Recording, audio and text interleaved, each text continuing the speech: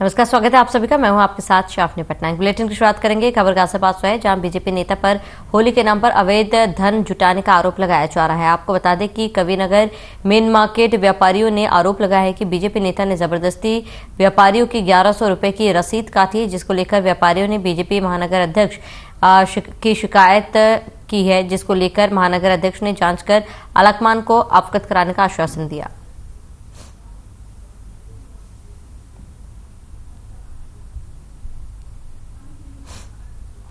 तो बीजेपी नेता पर भ्रष्टाचार का आरोप, होली के नाम पर अवैध धन जुटाने का आरोप है। बता दें, जबरन 1100 रुपए वसूलने का आरोप।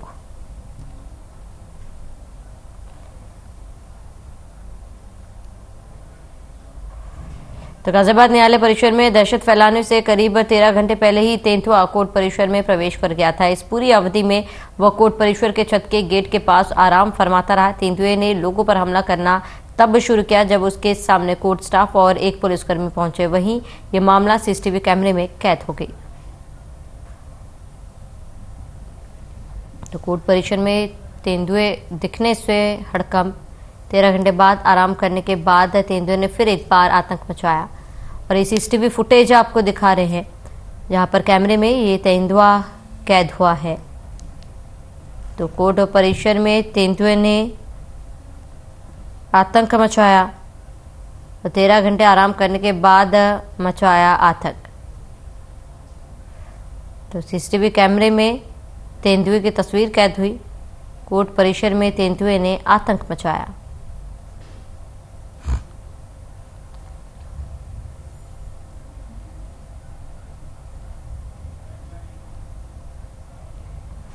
हमीरपुर के सदर कोतवाली क्षेत्र के राठ हाईवे पर 3 बाइक सवार युवकों को अज्ञात वाहन ने टक्कर मार दी, जिसके एक की मौके पर ही मौत हो गई।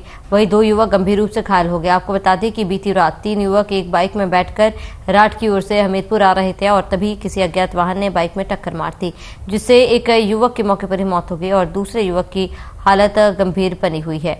जिला अस्पताल से कानपुर रेफर किया गया है। वहीं पुलिस ने मृत युवक के शव का पंचनामा भरकर पोस्टमार्टम के लिए भेज दिया। घटना से युवक के परिजनों में कोहराम मचा हुआ है।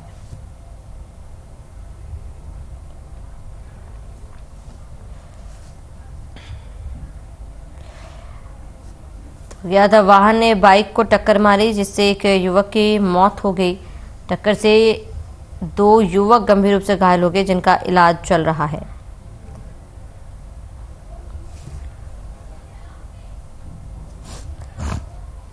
तो 2 युवक गंभीर रूप से इस हादसे में घायल हुए हैं, जिनका इलाज जारी है।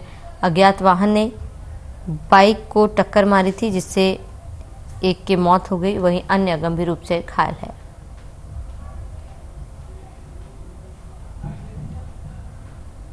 लोग सवार थे, वो जा रहे थे। सड़क दुर्घटना में किसी अज्ञात वाहन द्वारा उनको टक्कर मारी गई। मौके पे ही एक लोग की मृत्यु हो गई और 2 लोग जिला चिकित्सालय हमीरपुर की इमरजेंसी में लाए गए हैं। जो मृत व्यक्ति हैं उनका पहचान राजेश कुमार पुत्र प्रताप कुमार, 23 वर्ष, कोटरा मकरंदपुर घाटमपुर कानपुर नगर के बताए जा रहे हैं। हम लोग अभी रास्ते से आ रहे थे तो यहाँ पे देखा कि काफ़ी भीड़ लगी, तो हम ऐसे रुक के देखे तो यहाँ पे एक्सीडेंट हुआ था। एक्सीडेंट में देखा कि 2 सीरियस हो चुके थे और एक एक्सपायर हो गया था। बाद में पूछा तो दूसरे ने अपना नाम बताया, सिद्धू कन्हैया, और पिता का नाम सिद्धू गोपाल, कोटरा मकनपुर के रहने वाले हैं। फिर जैसे ही कुछ संपर्क मिला, हम लोगों ने एम्बुलेंस को फ़ोन किया। एम्बुलेंस मौके में आई है और कोतवाली प्रभारी से भी आ चुके हैं। किस वाहन से घटना हुई है ये इसकी जानकारी नहीं हो पाई है। हम लोग आए तो ये रास्ते में यहाँ बीच सड़क में पड़े थे।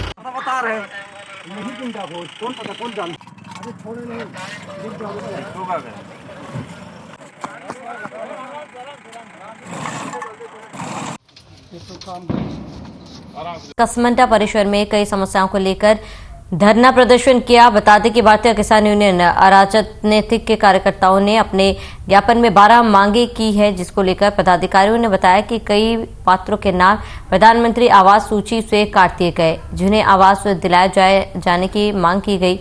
साथ ही सामुदायिक स्वास्थ्य केंद्र कसमंडा में प्रस्ताव काल के समय सुविधा शुल्क लिया गया, जिसको वापस करने की मांग की गई। साथ ही आवारा पशुओं से निजात दिलाने के लिए न्याय पंचायत स्तर पर गौशाला बनवाए जाने की मांग की है। स्वास्थ्य पदाधिकारियों ने बताया कि गन्ना क्रय केंद्र पर घटतोली और उतराई के नाम पर सुविधा शुल्क लिया जाता है। इस सभी बिंदुओं पर भारतीय किसान यूनियन राजनीतिक के पदाधिकारियों ने 12 सूत्री मांग का ज्ञापन दिया और उचित कार्रवाई की मांग की है।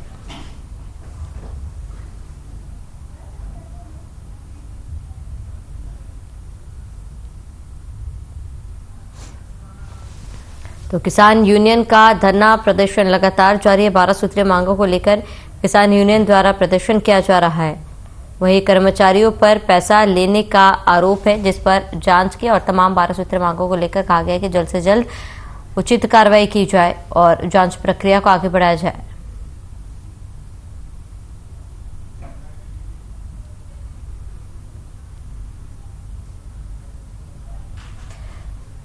अगली खबर सीतापुर से लखनऊ हाईवे पर भीषण सड़क हादसा हुआ है। बुधवार की देर रात सिधौली कोतवाली इलाके ये सड़क हादसा हुआ। ट्रक की टक्कर से ट्रैक्टर ट्रॉली में सवार बरेली और शाहजहांपुर के 4 लोगों की मौत हो गई, जबकि करीब 35 लोग घायल हो गए। गंभीर रूप से घायल 4 लोगों को ट्रॉमा सेंटर लखनऊ रेफर किया गया है। हादसे की सूचना मिलते ही एएसपी दक्षिणी एनपी सिंह मौके पर पहुंचे और घायलों के परिवारजनों को सूचना दी गई। ट्रैक्टर ट्रॉली में सवार लोग रोजा शाहजहांपुर से बाराबंकी के देवा जा रहे थे।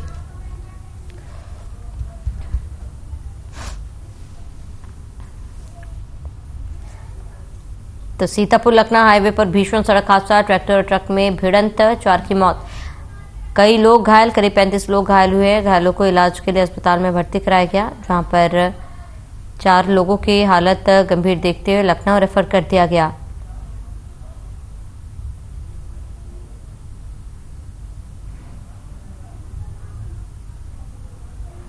तो ट्रैक्टर ट्रक में जोरदार टक्कर और इस हादसे में 4 लोगों की मौत हुई है।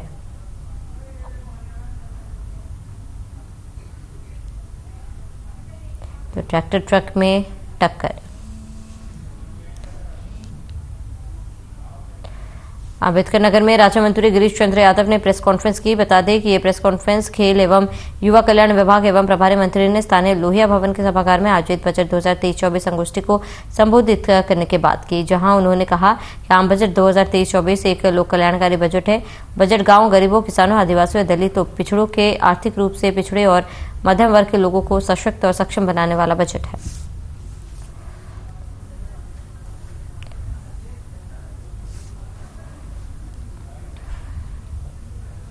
सरकार ने जो बजट प्रस्तुत किया है, उस बजट पर प्रेस कॉन्फ्रेंस आयोजित है जो आपके बीच में आया। अभी हमने गोष्ठी भी की है, बजट पर विस्तार से वहां चर्चा हुई। ये जो बजट प्रस्तुत है माननीय प्रधानमंत्री जी के नेतृत्व में हमारे वित्त मंत्री जी ने प्रस्तुत किया है, ये देश के गरीब, शोषित, वंचित, झुग्गी झोपड़ी में रहने वाले नौजवान, इंसान, किसान, सबके जीवन में परिवर्तन लाने वाला बजट है। मनोहर लोहिया जी की प्रतिमा पर माल्यार्पण किया और उसको अपने स्थान से ही परिचय कराते रहेंगे प्रधानमंत्री जी, क्योंकि बार बार हम सबके बीच बात को प्रधानमंत्री जी को धन्यवाद दिया, हमारे लिए बहुत उपयोगी होगा। उत्तर प्रदेश नई ऊंचाइयों 157 नर्सिंग कॉलेज, 28 जो है नर्सिंग कॉलेज उत्तर प्रदेश को मिलने।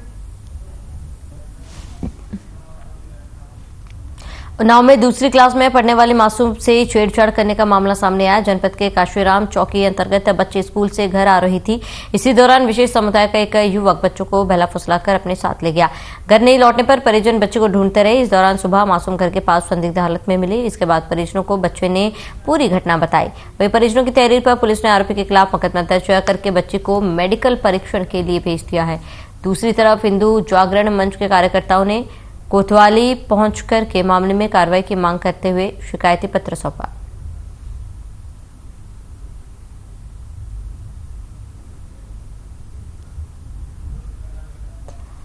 तो मासूम के साथ छेड़छाड़ का पूरा मामला, पुलिस ने आरोपी को गिरफ्तार कर लिया है। हिंदू जागरण के कार्यकर्ताओं ने ज्ञापन भी सौंपा है और फिलहाल पुलिस ने मामला दर्ज कर आगे की जांच शुरू कर दी है।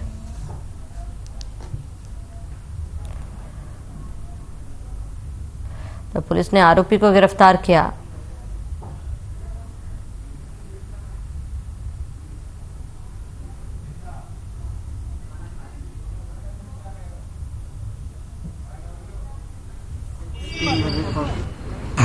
घर नहीं रही। 4 बजे जब हम लोग पता पाया ढूंढने निकले, सारी रात सारा दिन हो गया ढूंढ रहे, नहीं मिली। सुबह 5 बजे हमारे घर के पास आई, हमने देखा, उसको देख के हम तुरंत जाके पुलिस आ गई। पुलिस ने अंदर निकल लिया, उसके जाके उसके घर पर गए, सबको बताया, वो पुलिस अपने हाथ से पकड़ लिया। 7 बजे एक अपने काशीराम के मित्र हैं, उनके द्वारा ये जानकारी प्राप्त हुई है कि कल 3 बजे से एक अबोध बच्ची स्कूल से गायब थी, जिसकी गुमशुदगी की रात में ही सूचना कोतवाली पुलिस को दी गई थी और प्रातः 5 बजे माता पिता को उनकी बच्ची मिलती है और बच्ची के द्वारा जिस एक मुस्लिम युवक नजाकत पुत्र शरीफ के घर ले जाकर उसको बताया गया कि उसको टॉफी या पैसे का लालच देकर उसे अपने घर ले गया, उसके साथ दुष्कर्म करने का प्रयास किया है, दुष्कर्म किया और उसके बाद वो बच्ची रोती हुई बिलखती हुई घर आई है। इस तरह से उसके माँ बाप के द्वारा रात में ही गुमशुदगी दिखाई गई थी। पुलिस द्वारा बताया गया है कि उस पर गंभीर धाराओं में मुकदमा दर्ज कर उसको जेल भेजा जाएगा, कड़ी से कड़ी कार्रवाई की जाएगी। हिंदू जागरण मंच इस पूरी कार्रवाई में जिस तरह से एक अबोध बच्ची के साथ दुष्कर्म करने का प्रयास या दुष्कर्म किया गया है, उस ऐसे आरोपी को सख्त से सख्त कार्रवाई, कड़ी से कड़ी कार्रवाई होनी चाहिए, पास्को लगना चाहिए, जो भी गंभीर धाराएं हों, और उनके पूरे परिजनों पर भी कार्रवाई की जानी चाहिए। बीती रात करीब 10 बजे रात में एक व्यक्ति आकर के थाना कोतवाली में सूचना देता है कि हमारी लगभग 8 वर्ष की बेटी जो स्कूल गई थी, स्कूल से वापस घर नहीं आई। हमारी पत्नी आसपास खोजबीन की, मैं अभी काम से वापस आया हूँ, फिर मैं थाने पे आया, शिकायत करने आया हूँ। सूचना पाकर तत्काल एक मुकदमा पंजीकृत किया गया। मैं स्वयं थाना प्रभारी कोतवाली भारी फोर्स के साथ, परिजन भी, हम लोग रात भर उसको खोजते रहे। सुबह तहसील गेट पर वो लड़की सकुशल मिली। उसके मिलने से उससे पूछताछ किया गया तो उसने बताया कि एक व्यक्ति जो कांसीराम कॉलोनी में रहता है उसे बहला फुसला कर ले गया था, उसके साथ गलत कार्य किया। उसके निशानदेही पर उस व्यक्ति को अरेस्ट किया गया। मुकदमे में धारा 376 AB की बढ़ोतरी की गई। उस आधार पर उसको गिरफ्तार किया गया है। रात हम ढूंढते रहे, हमारी बच्ची से कोई हमको पता नहीं। बच्ची आपकी कब गायब हुई थी? हमारी बच्ची शाम को 3 बजे से गायब हो गई है। हमारी बच्ची को मिली कितने टाइम है? सुबह 5 बजे हमारे घर पे बच्ची को पहुंचाया गया है।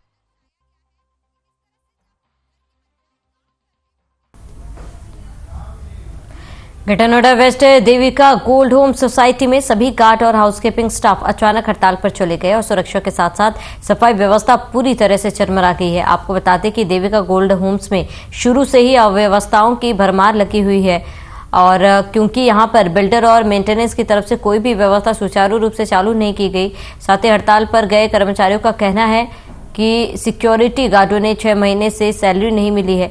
आपको बता दें कि इस सोसाइटी में करीब 2500 परिवार रहते हैं। देविका गोल्ड होम्स निवासी दीपक दुबे ने बताया कि सोसाइटी में पार्किंग की भी सुविधा नहीं, साथ ही सुरक्षा के मद्देनजर भी कोई इंतजाम नहीं है।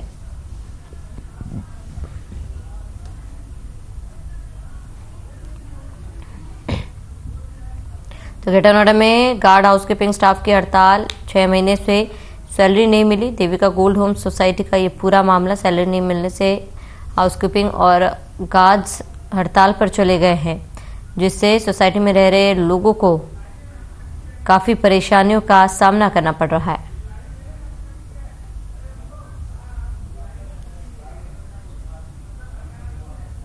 गार्ड की तो एक मतलब एक आप 100 समस्याओं में से आप एक समस्या देख रहे हैं। यहाँ पर जो है वो ये मत पूछिए कि क्या समस्या है, ये पूछिए क्या सुविधा है। कुछ भी समस्या नहीं है, कुछ भी सुविधा नहीं है। समस्याओं का अंबार लगा हुआ है। फायर सिस्टम वर्क नहीं कर रहा है, स्पीड ब्रेकर नहीं है। 3 साल से हम लोगों को रहते हुआ स्विमिंग पूल, क्लब हाउस कुछ भी चालू नहीं है। सीपेज की समस्या हर जगह बैठती है। कस्टमर केयर पर कोई भी इनका एक अधिकारी मेंटेनेंस ऑफिस में 24 आवर नहीं है जो लोगों की शिकायत सुन सके। मतलब अगर आपके घर में सीपेज आ गई, नल खराब है तो हफ्तों खराब रहेगा, कोई देखने वाला नहीं है। तो एक अनाथ की तरह सोसाइटी पड़ी हुई है। बिल्डर ने सबसे पैसे लिए, मेंटेनेंस का पैसा लोग रेगुलर दे रहे हैं। गार्ड हड़ताल पर हैं, हाउसिंग स्टाफ हड़ताल पर है, सफाई रेगुलर नहीं हो रही है, पार्किंग नहीं होने की वजह से चारों तरफ लोग गाड़ियां इधर उधर खड़े, कोई पूरी हैवोक की स्थिति है सोसाइटी में।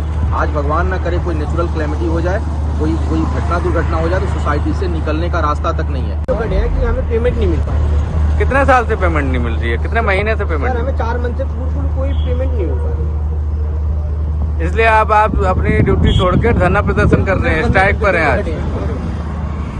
हमको 4 महीने से नहीं मिला, अक्टूबर, नवंबर, दिसंबर, जनवरी, मुझे 8 दिन फरवरी में। कैसे खर्चा वर्चा चला रहे हैं? घर से मंगाया सर हमने 2 बार का था, सोसाइटी वालों के खाते में डलवा कर कल भी मंगाया था प्रधान भाई के नाम से, एक बार मोहित भाई के नाम से। आपको भी क्या समस्या है? हम अभी न्यू आए हैं, 3-4 दिन जो पहले लेडी कर चुकी है ना, उनकी भी पेमेंट नहीं मिली है।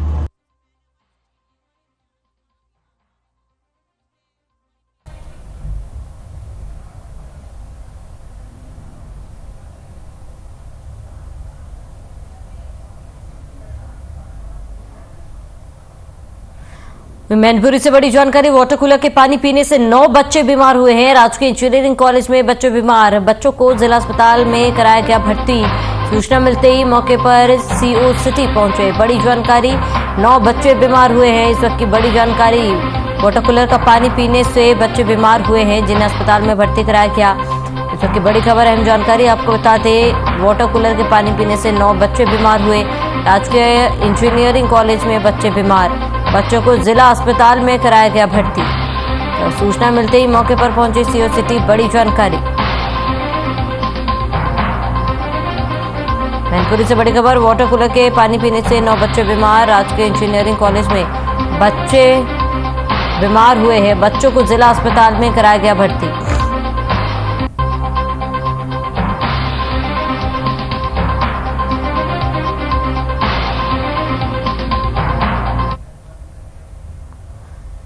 बुलंदशहर में युवाओं से करोड़ों की ठगी करने वाले 2 ठगों को 3 साल की कारावास की सजा सुनाई गई। बता दें कि युवाओं को रकम दोगुना करने का झांसा देकर करोड़ों रुपए की ठगी करने वाले 2 शातिरों को कोर्ट ने महज 22 दिन में 3 साल की कारावास की सजा दी।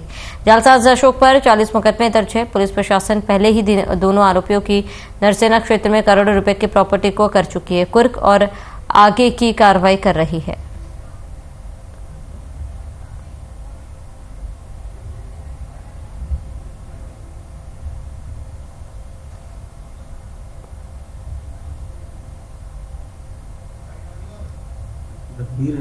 अशोक सनाफ रघुवीर, दूसरा अशोक सनाफ चंद्रपाल, जिनके खिलाफ करीब 40 मुकदमे के आसपास थे, जो उन्होंने लोगों को, जैसा आपने कहा कि सद्भाव दिखा करके लोगों के पैसे जमा कराते थे और उनको दुगना करने का लालच दे करके और फिर उनसे ठगी कर लेते थे। इस संदर्भ में 14 की कार्रवाई करके करोड़ों रुपए की उनकी संपत्ति भी जब्त की गई थी। ये फरार चल रहे थे। इस फरारी के दौरान 82 की कार्रवाई की गई और 82 कार्रवाई के बाद 174 एक मुकदमा कायम किया गया था, जिसमें करीब 22 दिन के अंदर 174 एक मुकदमों में 3-3 साल की सजा और जुर्माना इनको कराया गया है।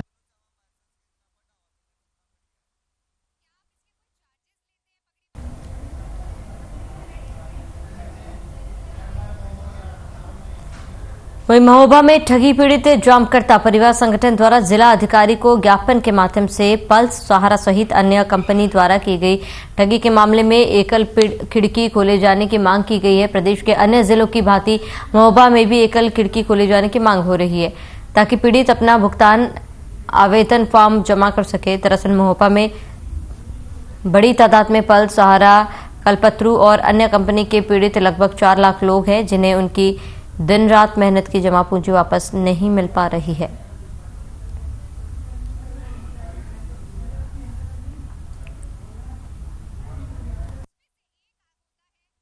शिकायत सब लोग पीड़ित व्यक्ति हैं।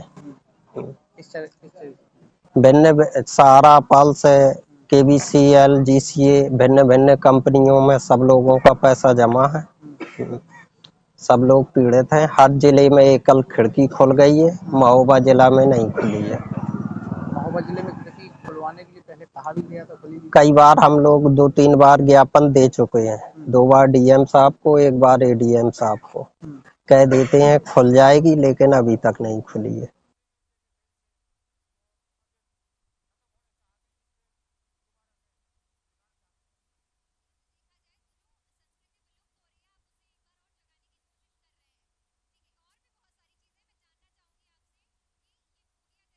को ठगा गया है।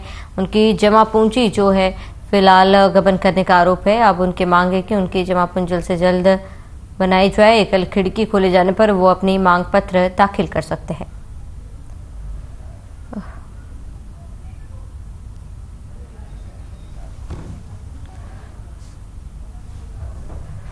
वही लखनऊ में आयोजित ग्लोबल इन्वेस्टर समिट में सीएम योगी आदित्यनाथ क्या कुछ कह रहे हैं, आपको सुनाते हैं। प्रधानमंत्री आदरणीय श्री नरेंद्र मोदी जी, प्रदेश के माननीय राज्यपाल श्रीमती आनंदीबेन पटेल जी, माननीय रक्षा मंत्री श्री राजनाथ सिंह जी, सभी केंद्रीय मंत्रीगण, डेनमार्क तथा यूएई के माननीय मंत्रीगण,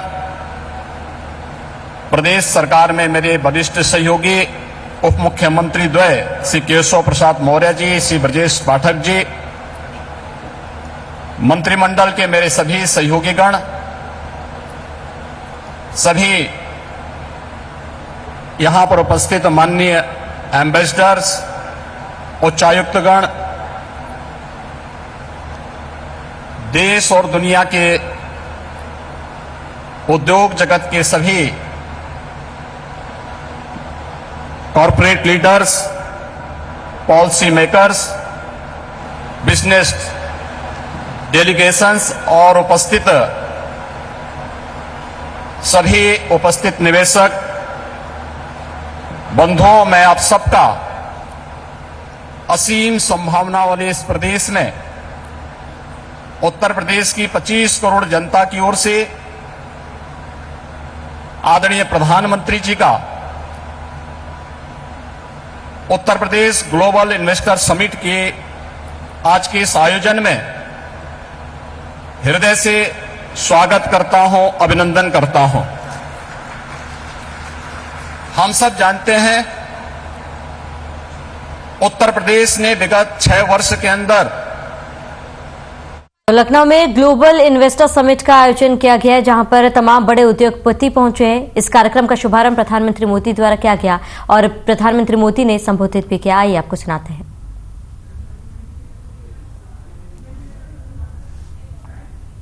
धन्यवाद। और देखिए सज्जनों, अब हमारे माननीय प्रधानमंत्री जी को सुनने के लिए हम सभी ललायत हैं, जिनके विचार, जिनकी अंतर्दृष्टि आपको इंस्पायर भी करती है, मोटिवेट भी करती है और साथ साथ अनेक संभावनाओं के द्वार भी खोलती है। देखिए सज्जनों, माननीय श्री नरेंद्र मोदी जी।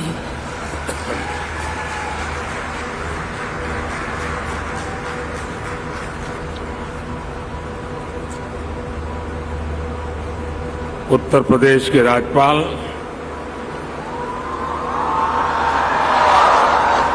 श्रीमती आनंदीबेन पटेल, उत्तर प्रदेश के मुख्यमंत्री योगी आदित्यनाथ जी, उप मुख्यमंत्री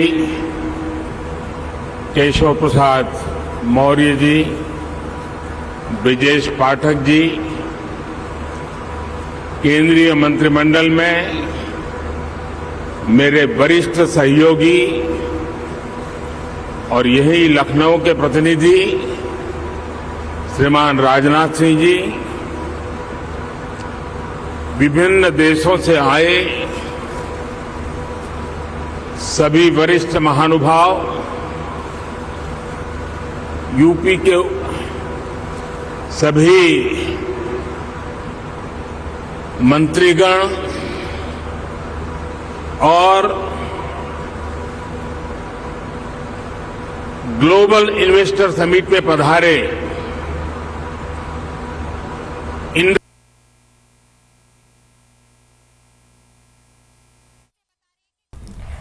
तो चलिए इसके साथ इस बुलेटिन में फिलहाल मेरे साथ इतना ही। देश और प्रदेश के तमाम बड़ी खबरों के लिए बने रहे हमारे साथ।